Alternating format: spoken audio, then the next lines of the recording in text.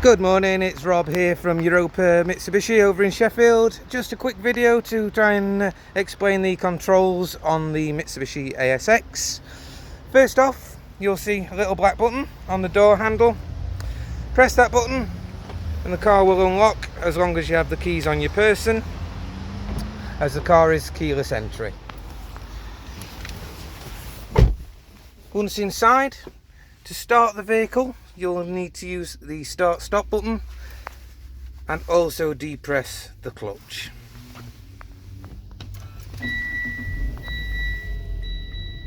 You'll see then the car is now running. I'll work from right to left on controls and switches, hopefully be able to help you through.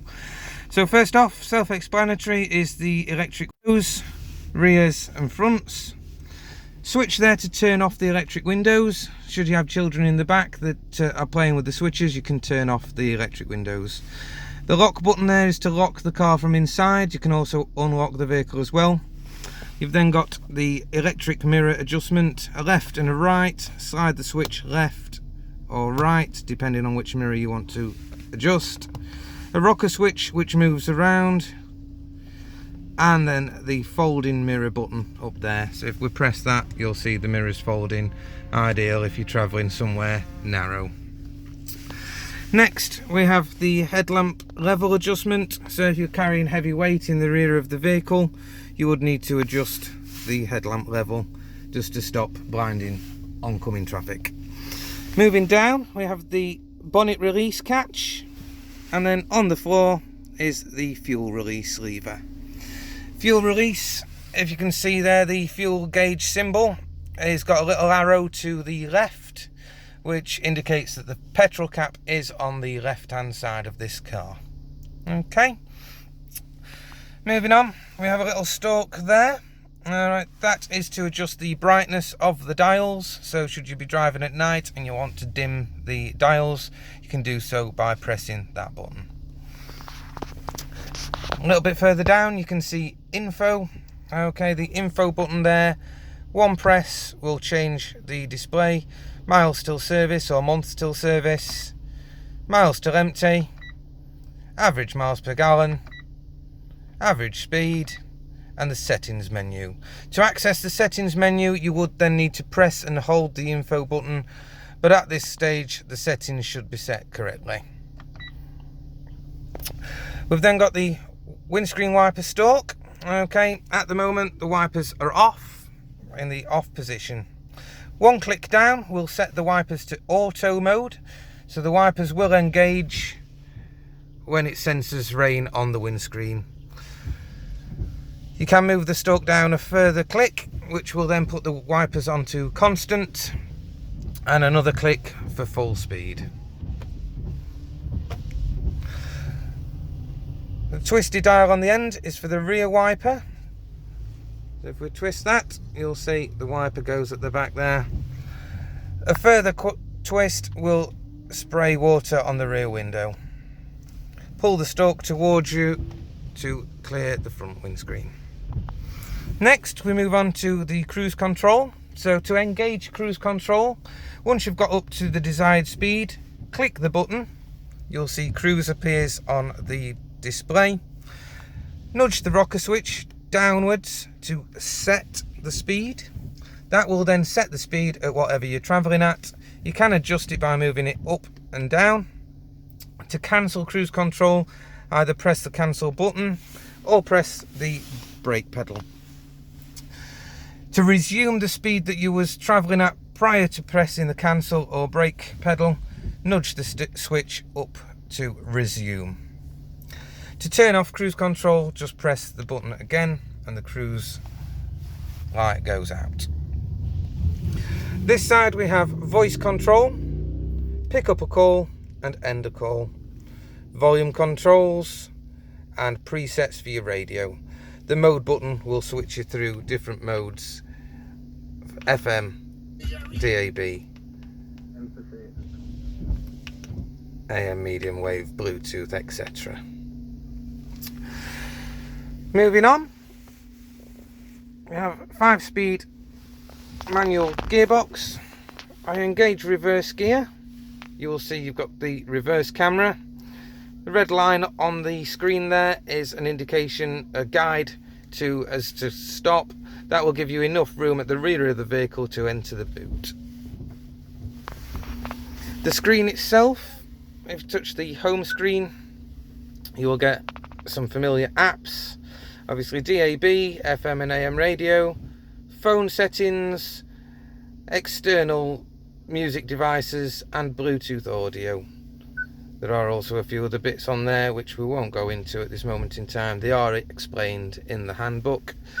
So to pair a phone, you would select the phone.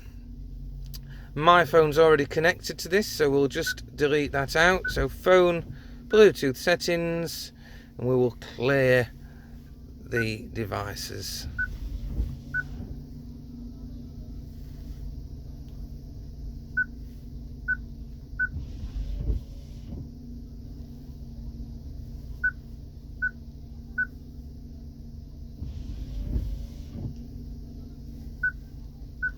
So no Bluetooth devices connected to the vehicle.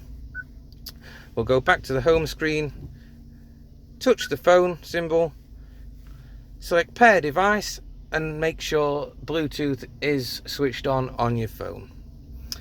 You'll then go through the process on the screen and you will be able to pair your phone. However, you can also plug your phone by wire using one of the two USB ports. That will then enable you to use Apple CarPlay or Android Auto depending on the phone that you are using.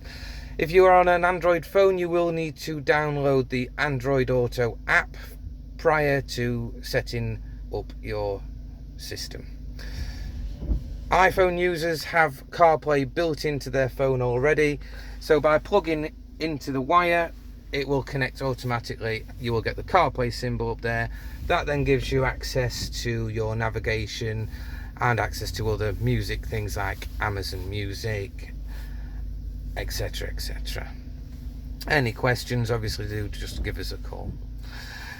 So moving down, we've got the heat controls there. So these are in degrees.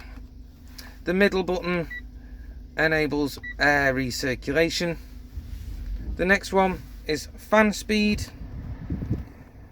So you can have it on off, or a twist around to auto will set the car to automatically cut in and cut out as it feels it needs to.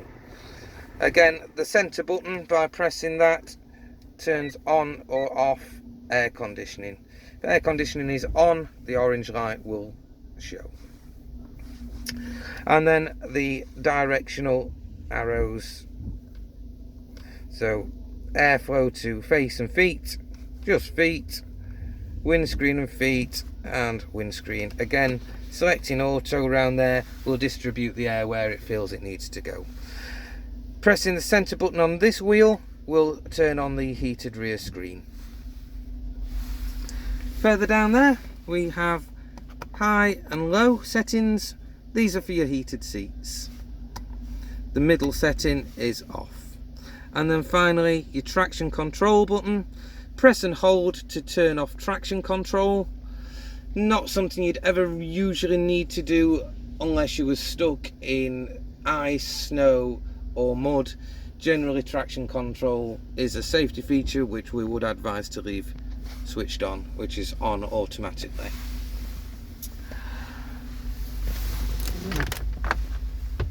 In the glove box you'll see the owner's handbook with the service book.